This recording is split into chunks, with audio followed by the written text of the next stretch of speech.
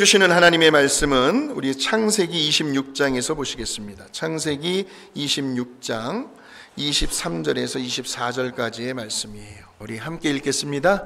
이삭이 거기서부터 브엘세바로 올라갔더니 그 밤에 여호와께서 그에게 나타나 이르시되 나는 내 아버지 아브라함의 하나님이니 두려워하지 말라.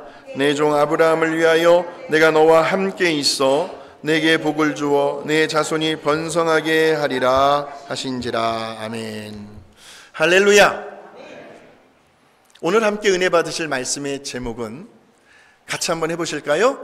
하나님이 함께 하시는 증거의 열매입니다. 여러분, 정말 우리 하나님이 나와 함께하고 계신다는 그 사실이 믿어지십니까? 정말 믿어지십니까? 그렇다면 그 믿음을 어떻게 증명해 보이시겠습니까? 어떻게 그 믿음을 증명해 보이시겠습니까? 창세기 26장은요, 이삭의 간증이 들어있는 장이라고 할 수 있어요. 자, 거기 1절에 보시면 아브라함 때에 그가 살고 있는 땅에 첫 흉년이 들었습니다. 그런데 그 땅에 아브라함의 아들 이삭의 때에도 똑같은 흉년이 찾아와요. 그러니까 지금 발등에 불이 떨어진 거예요. 당장 먹고 살아가야 하는 현실적인 문제가 지금 브레이크가 걸린 겁니다. 그러니 어떻겠어요? 생계에 어려움이 왔는데 일단 살아야 하잖아요. 그래서 고민하고 생각한 끝에 이삭도 아버지처럼 그 당시 풍요로운 땅이 있었습니다. 애굽이요. 그 애굽으로 이민을 가야 되겠다라고 생각을 했어요. 그런데 그때에 우리 하나님께서 그 이삭이 가려고 하는 그 길을 막으십니다. 그리로 가지 말라는 거예요. 그럴 때 여러분은 어떻게 하시겠습니까? 자, 그 장면이 창세기 26장 2절에서 4절에 나오는데요. 자, 우리 같이 한번 읽어보겠습니다. 여호와께서 이삭에게 나타나 이르시되 애굽으로 내려가지 말고 내가 내게 지시하는 땅에 거주하라. 이 땅에 거류하면 내가 너와 함께 있어 내게 복을 주고 내가 이 모든 땅을 너와 내 자손에게 주리라. 내가 내 아버지 아브라함에게 맹세한 것을 이루어 내 자손을 하늘의 별과 같이 번성하게 하며 이 모든 땅을 내 자손에게 주리니 내 자손이 천하 만민이 복을 받으리라. 그러니 너는 내 말을 듣고 그리로 가지 말라는 거예요. 그럼 이삭의 입장에서 한번 생각을 해보시겠습니다. 지금 저 애굽이라고 하는 지금보다도 훨씬 더 나은 그 환경의 조건을 선택할 것인가? 아니면 지금 저렇게 약속해 주시는 그 하나님의 말씀을 붙들 것인가? 선택의 기로에 서 있습니다. 물론 이삭도 사람인지라 잠깐은 고민을 했겠지만 그러나 이삭은 빨리 자기의 생각과 판단과 계획을 내려놓고 하나님의 약속의 말씀을 붙들어요.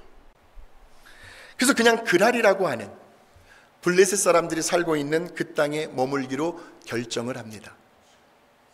그러니까 지금 이삭은요, 하나님께로부터 축복을 받을 만한 그릇으로 준비가 된 것 같아요. 왜냐하면 우리 하나님은 언제나 순종하는 자에게 복 주시기를 기뻐하시기 때문에 그래요.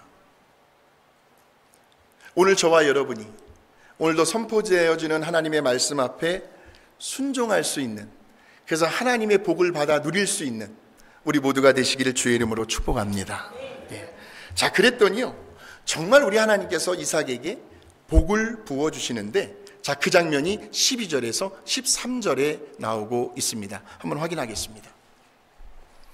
이삭이 그 땅에서 농사하여 그 해에 100배나 얻었고 여호와께서 복을 주심으로 그 사람이 창대하고 왕성하여 마침내 거부가 되어 그랬어요.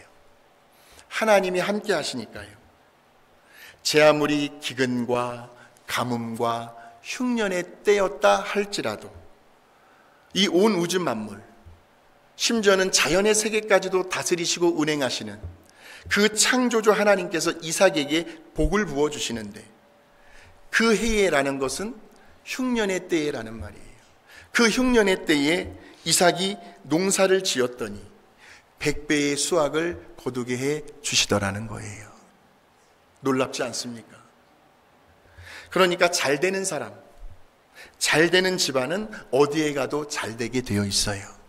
왜? 하나님이 함께 하시니까. 다 망해져가는 그 사업 비즈니스를 누가 그것을 인수하느냐에 따라 그 비즈니스가 잘 되었다라고 하는 간증도 많이 있습니다. 왜?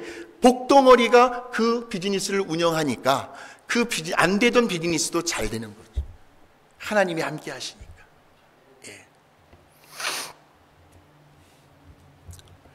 그러니까 우리 하나님께서요, 축복의 문을 열어주시니까 모든 환경과 모든 여건을 초월하여 사람의 인생이, 이삭의 인생이 하루아침에 팔자가 바뀌더라는 거예요. 그러니까 한마디로 그 지역에서 이삭이 뭐가 되었다고 나와요? 갑부가 되어버린 거예요. 그랬더니 어떤 현상이 일어납니까? 내 이웃이 논만 사도 밭만 사도 뭐가 아프다? 배가 아프다. 이삭이 잘 되니까, 자, 창세기 26장 14절 한번 보실까요? 자, 시작.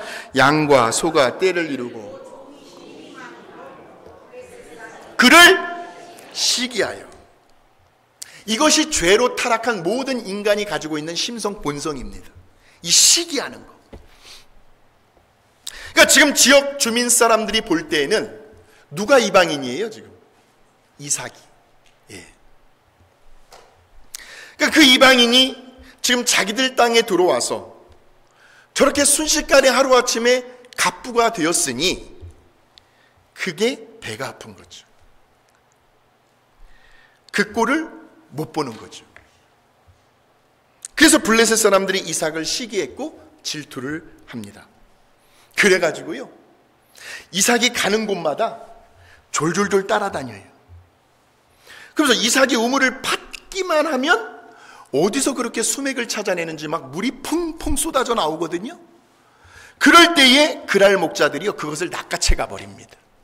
어디 이방인이 여기에서 땅을 파서 우물을 챙겨? 하면서 자꾸 몰아내요. 시시콜콜 간섭을 하고 시비를 걸어서 우물을 강제로 빼앗습니다. 그러니까 자기네 땅이라고 기득권을 부리는 거죠. 네. 그렇게 이삭은 계속해서 이제 쫓겨다니면서요, 드디어 어디까지 오게 되냐면 우리가 아까 읽었던 오늘 본문의 말씀에 나오는 부엘세바라는 곳까지 오게 된 거예요. 바로 거기에서 그날 밤 하나님께서 이삭에게 나타나십니다. 하나님께서 다 보고 계셨겠죠. 근데 이삭은 절대로 그 블레셋 사람들, 그들 목자들하고 부딪히지 않았어요. 예. 자, 우리 다시 한번 26장 23절에서 24절의 말씀을 같이 한번 읽어보실까요? 시작. 이삭이 거기서부터 부엘세바로 올라갔더니 그 밤에 여호와께서 그에게 나타나 이르시되 나는 내 아버지 아브라함의 하나님이니 두려워하지 말라. 내 종 아브라함을 위하여 내가 너와 함께 있어 내게 복을 주어 내 자손이 번성하게 하리라 하신지라 하는 거예요.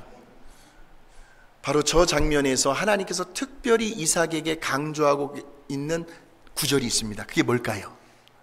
내가 너와 함께 있어라는 말이에요. 그러니 이삭아, 두려워하지 말라는 거예요. 속상해하지 말라는 거예요. 오늘 이 시간 저와 여러분과 함께 계시는 그 하나님으로 인하여 오늘 꼭 위로받고 다시 회복되고 다시 치료되고 그렇게 돌아가시길 주의 이름으로 축복합니다. 두려워하지 말라는 거예요. 하나님이 나와 함께 하신다. 이보다 더 든든한 백이 어디 있습니까, 여러분? 아무리 나라가 시끄럽고 경제가 어렵고 지금 막 사람들이 막 건강 때문에 염려하고 있는 이때에 하나님께서 말씀하십니다. 내가 너와 함께 할 테니 두려워하지 마라 라는 거예요. 네. 그렇다면 우리 하나님이 나와 함께하고 계신다고 하는 그 증거는 과연 어떻게 나타나는 것일까요? 이것을 알기 위해서는 우리는 신약성경 요한복음 15장을 가셔야 합니다. 자, 거기에 보게 되면 여러분이 너무나 잘 알고 계시는 포도나무와 가지에 대한 비유의 말씀이 나오죠. 자, 우리 한번 확인해 보겠습니다. 시작! 내 안에 거하라. 나도 너희 안에 거하리라. 가지가 포도나무에 붙어 있지 아니하면 스스로 열매를 맺을 수 없음 같이 너희도 내 안에 있지 아니하면 그러하리라. 나는 포도나무요 너희는 가지라. 그가 내 안에 내가 그 안에 거하면 사람이 열매를 많이 맺나니 나를 떠나서는 너희가 아무것도 할 수 없습니다. 예수님이 누구라고요? 우리는 누구라고요? 가지. 예.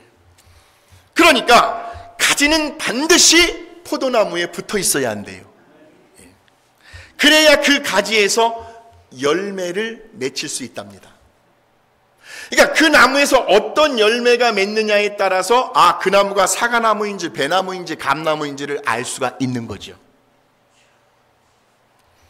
다시 말하면 가지가 포도나무에 붙어 있는 그 상태가 하나님이 나와 함께 하신다라는 말씀이에요. 자, 보세요. 가지가 포도나무에 붙어 있다라고 할 때에 당연히 그 증거는 뭐로 입증이 되어야 할까요? 열매로. 그러니까 우리는 열매를 보고 그 나무가 그 사람이 어떤 사람인지를 알게 됩니다. 하나님이 나와 함께 하신다라고 하는 증거는 바로 열매입니다. 그러니까 그저 무슨 말로만 하나님이 나와 함께 하신다, 그래서 그렇게 되어지는 것이 아니고요. 하나님이 나와 함께 하신다고 하는 그 증거의 열매를 우리 서로가 볼 수 있어야 한다는 거죠.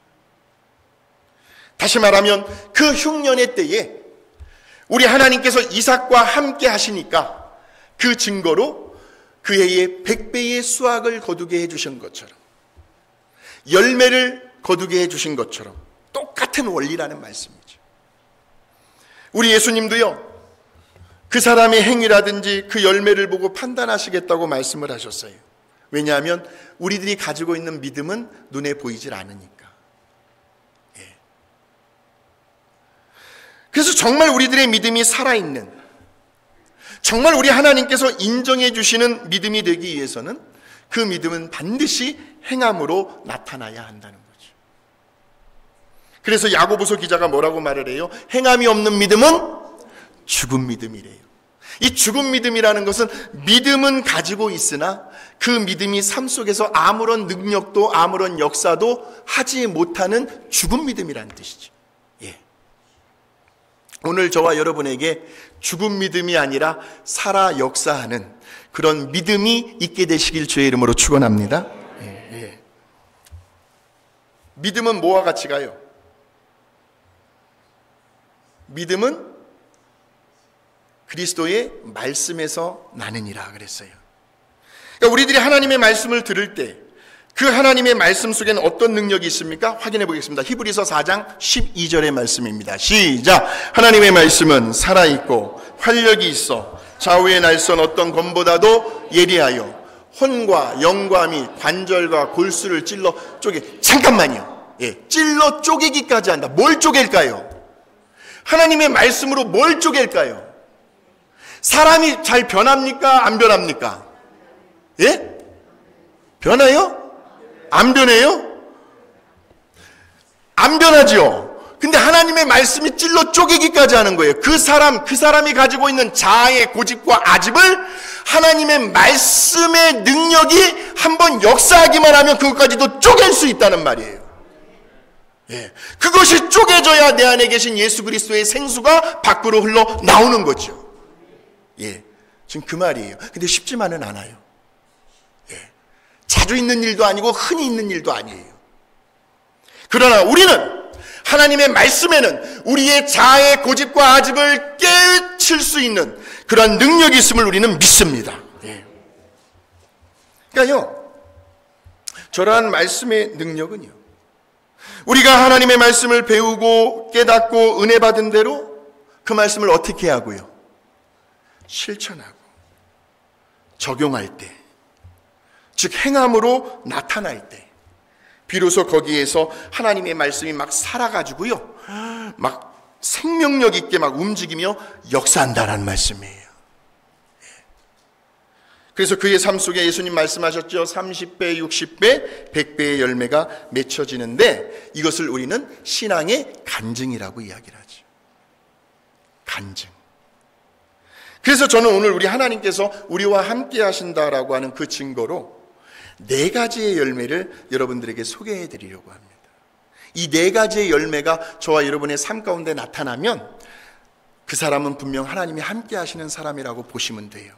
자, 그 첫 번째로 신분의 열매가 있습니다. 신분의 열매. 자, 요한복음 1장 12절 한번 보실까요? 시작! 영접하는 자, 곧 그 이름을 믿는 자들에게는 하나님의 자녀가 되는 권세를 주셨으니 그랬어요. 지금 저와 여러분의 신분은 누가 뭐라고 해도 우리는 하나님의 자녀입니다. 믿어지십니까? 예. 그러면 그 믿음은 반드시 행함으로 나타나야 합니다. 이것이 열매입니다. 다시 말하면 오늘 저와 여러분에게는 하나님의 자녀됨의 권세가 있어요. 권세가 있어요. 베드로와 요한이요, 정해진 시간에 기도하기 위해서 예루살렘 성전으로 올라가는 길이었습니다. 그렇게 길을 가다가 누구를 만나요? 태어나면서부터 걷지를 못하는 앉은뱅이를 만나게 되죠. 자, 그럴 때에 베드로가 그 앉은뱅이에게 아주 권세 있는 말을 선포하더라고요. 사도행전 3장 6절의 말씀입니다. 시작! 베드로가 이르되 은과 금은 내게 없거니와 내게 있는 이것이 뭐예요? 권세예요. 그런데 그 권세가 베드로의 권세가 아니라 그 밑에 나오죠? 나사렛 예수 그리스도의 이름으로 일어나 걸으라는 거예요. 그 베드로 안에 있는 우리 예수님의 권세가 베드로의 믿음의 말을 통해서, 그 믿음의 말이 뭐예요? 내가 예수 그리스도의 이름의 권세로 선포하면 저 앉은뱅이는 그 자리에서 일어나게 될 것이다. 이 믿음으로 담대하게 선포를 했더니 그 자리에서 앉은뱅이가 벌떡 일어나 뛰면서 하나님을 찬송하더라 그랬어요. 이것이 바로 신분의 열매입니다. 신분의 열매. 한번 축복하시겠습니다. 옆 사람, 우리도 예수님의 권세를 사용합시다. 예, 예수님의 권세를 사용하십시오. 얼마든지 사용하십시오. 예, 예. 사람을 죽이는 일에 사용하지 마시고 사람을 살리는 일에 사용하십시오. 예. 흔히 있는 일은 아니에요. 저의 목회 경험상 우리들이 누군가에게 손을 얹고 안수 기도를 할 때에 가끔 그런 역사가 나타날 때가 있습니다. 신유의 역사, 치유의 역사가 나타날 때가 있어요. 뿐만 아니라 지금 누군가가 마음이 아주 굉장히 다운되어 있어요. 낙심해 있습니다. 근데 우리들 중에 누군가가 그 사람에게 전화를 하든지 또 만나든지 해가지고 그의 그 상한 감정을 함께 공감해 주는 거예요. 감정을 이입하는 거예요. 옳고 그름을 따지는 것이 아니고 그동안 얼마나 힘들었어. 그런 일이 있었다니 얼마나 괴로웠어. 그걸 어떻게 견뎌내고 참아냈니? 하면서 위로와 용기와 힘을 주는 격려의 말을 해줘요. 하나님이 함께 하시니까 힘내라고. 그러면 그 다음부터는 누가 역사를 해요? 성령님께서 그의 감정, 그의 생각, 그의 마음을 터치하시는 거예요. 성령님께서 터치하시면서 그에게 회복의 역사가 나타나요. 이것이 바로 저와 여러분이 하나님의 자녀라고 하는 신분의 열매라는 거예요. 두 번째, 하나님께서 나와 함께 하신다고 하는 그 증거는 바로 성품의 열매가 있습니다. 성품의 열매. 여러분, 절대로 막 화가 머리끝까지 치밀어 오른다고 해가지고 내 기도하는 거룩한 입술, 말씀을 전하는 이 거룩한 입술에서 세상 사람들이 듣기에도 못한 그런 말이 나와서는 절대로 안 돼요. 큰일 납니다. 왜? 말은요 주워 담지를 못해요. 이것도 성품이거든요. 성품. 예. 하나님이 나와 함께 하시는데 하나님이 듣기에도 거북스러운 말을 어떻게 내 입에서 나와요? 말이 안 되는 거예요. 어불성설이에요. 보세요. 성경에 수많은 인물들이 나오죠. 대표적으로 베드로요. 얼마나 성격이 참 불과도 같은 사람이요, 베드로가. 얼마나 욱하는 성질이 막 강했는지 몰라요. 다혈질이었고요. 차별성도 부족해요. 성격이 아주 매우 급한 사람이었어요. 그래서 언제나 다른 제자들보다 자기가 먼저 제일 돋보이기를 원했던 사람이 베드로였어요. 그랬던 베드로가 오순절 마가의 다락방에서 성령 세례를 받고 성령 충만함을 경험해요. 바람 같은 성령이 내리니까 가슴이 그렇게도 시원해지고 불같은 성령이 임하니까 가슴이 뜨거워지는 거예요. 그러면서 막 방언이 터져나오고 자기가 알 수 없는 말이 막 스톰프되어지면서 그 자리에 있을 수가 없는 거예요. 그래서 나가가지고 부활하신 예수 그리스도의 증인이 되잖아요. 그런데 그 다혈질이었던 베드로가 어떻게 성품이 변하게 되는지, 베드로전서 베드로후서를 보시면 베드로가 그의 인생의 막바지에 썼던 서신이거든요. 거기에 보시면 대표적인 말씀이 한번 보여주실까요? 2장 19절입니다. 2장 19절 시작. 부당하게 고난을 받아도 하나님을 생각함으로 슬픔을 참으면 이는 아름다우나. 베드로의 입에서 나올 말입니까? 부당하게 고난을 받아도 하나님을 생각함으로 슬픔을 참아요, 베드로의 성격이? 절대 아니죠. 뭔가 내가 부당한 고난을 받았다, 부당한 대우를 받았다면 그 자리에서 그냥 확 질러버리는 베드로였는데, 하나님을 생각함으로 슬픔을 참는 그런 아름다운 성품으로 변화되어지더라는 거죠. 이것이 하나님이 함께 하시는 사람의 증거다라는 거예요. 열매라는 거예요. 열매라는 거예요. 모세는 어떻습니까, 여러분? 한성질하기로는 둘째가라면 서러울 정도로 욱하는 성질로 애굽 사람을 쳐 죽이잖아요. 모래에 감추잖아요.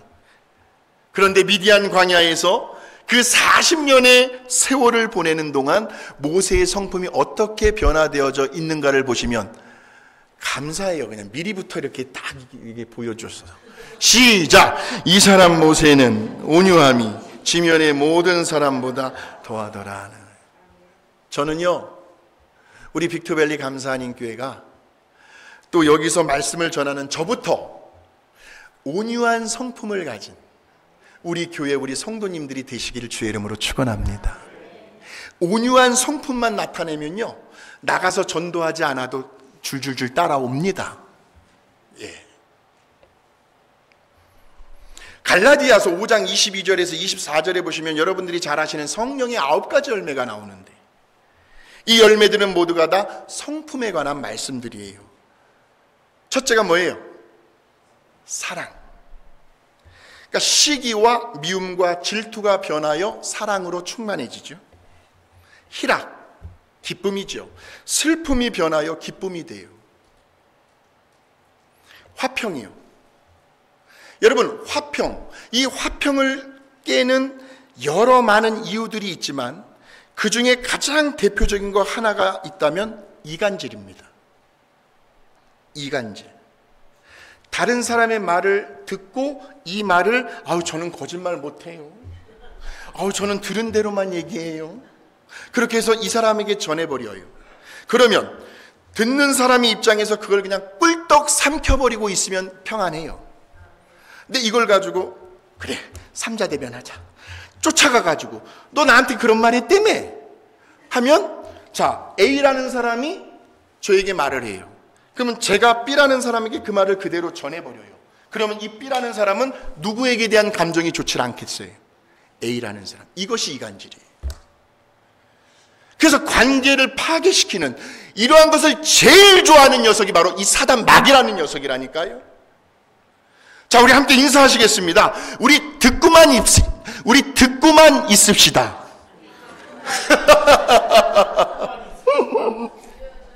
예, 그럼 들으면 그냥 듣고만 계세요. 그리고 하나님 앞에 기도만 하세요. 그러면 평안합니다.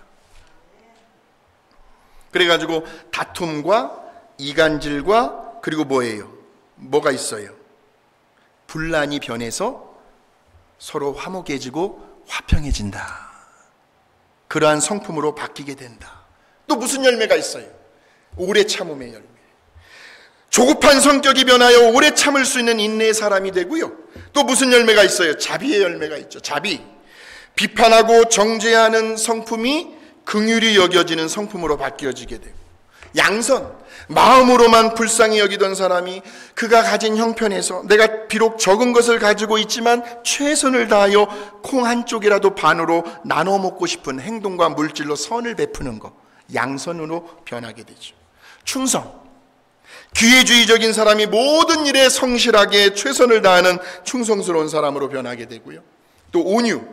거칠고 사나웠던 성품이 부드러운 성품으로 바뀌게 되고요. 그리고 절제. 매사에 과부하가 걸리면 안 돼요.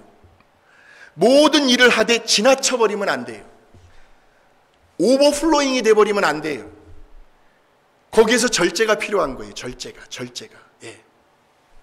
그러한 성품의 사람으로 변화되게 된다는 거죠. 어떤 사람이요? 하나님이 함께 하시는 사람들에게 말이죠. 이러한 열매들을 맺게 되시길 주의 이름으로 축복합니다. 자, 세 번째. 우리 하나님께서 나와 함께 하신다고 하는 그 증거의 열매로 능력의 열매가 있습니다. 능력의 열매. 세월이 흐를수록 누구나 마음이 약해진대요. 특히 남자들이 약해진대요. 왜냐하면 여성 호르몬이 자꾸 생겨나니까. 그래서 누가 무슨 말만 하면 서운해지고 큰 소리만 질러도 막 심장이 벌렁벌렁거리고요. 남자들이 그런답니다. 맞습니까? 예. 기력도 딸리게 되고요. 막. 예. 자꾸 움츠려져요. 남자들이요. 70이 넘어가면요. 위축되기가 쉬워진답니다. 그런데 성경은 뭐라고 말하냐? 우리 한번 이사야서 40장 28절 31절 여러분 영혼은 저와 여러분 자신에게 선포해 보십시오. 시작! 너는 알지 못하였느냐? 듣지 못하였느냐? 영원하신 하나님 여호와 땅끝까지 창조하신 이는 피곤하지 않으시며 곤비하지 않으시며 명철이 한이 없으시며 피곤한 자에게는 능력을 주시며 무능한 자에게는 힘을 소년이라도 피곤하며 곤비하며 장정이라도 넘어지며 쓰러지되 오직 여호와를 앙망하는 자는 새 힘을 얻으리니 독수리가 날개치며 올라감 같을 것이요 다른 박질하여도 곤비하지 아니하겠고 걸어가도 피곤하지 아니하리로다 라는 거죠. 저와 여러분을 지으신 하나님은 저런 하나님이세요. 피곤함을 모르십니다. 곤비하다는 말은 더 이상 기력이 생겨나질 않는 거예요. 아무것도 할 수 없을 정도로 지쳐있고 고단한 상태를 곤비하다라고 하는 거예요. 그런데 우리 하나님은 곤비치 않으시고 명철이 한이 없으시고 그래서 피곤한 자에게는 능력을 주시고요 무능한 자에게는 힘을 주시고요 마치 독수리가 저 하늘 창공을 날아오르며 날갯짓을 하는 것처럼 새 힘이 솟아나고요 강하고 담대해지고요 불안과 초조와 두려움이 떠나가게 되는 거죠. 그러면서 매일 아침마다 우리를 새롭게 하시는 그 하나님의 능력이 우리의 영혼 속으로 흘러 들어옵니다. 밤새 자는 동안이요. 우리 하나님께서 우리들의 몸의 연약한 부분들을 만지고 계신다는 거 아십니까? 우리는 자네라고 모르지만 우리 하나님은 주무시도 졸지도 아니하신 그 하나님께서 우리 머리맡에서 우리의 어제 그렇게도 수고하고 애쓰고 피곤하고 땀 흘리며 열심히 일해왔던 지쳐있던 우리의 몸을 하나님께서 밤새도록 우리의 몸을 만지셔서 그 다음날 가뿐하게 일어나게 하시는 신비를 아십니까? 잠자는 것이 치료받는 시간이고 축복의 시간이에요. 잠을 잘 주무셔야 돼요. 오늘 이 시간 나사렛 예수 그리스도의 이름의 권세로 명하노니 모든 우울증과 불면증과 공황장애에서 모든 부정적인 영들 거기에서 놓여나 자유롭게 되시기를 주의 이름으로 축복합니다. 예, 잠 잘 주무십시오. 예.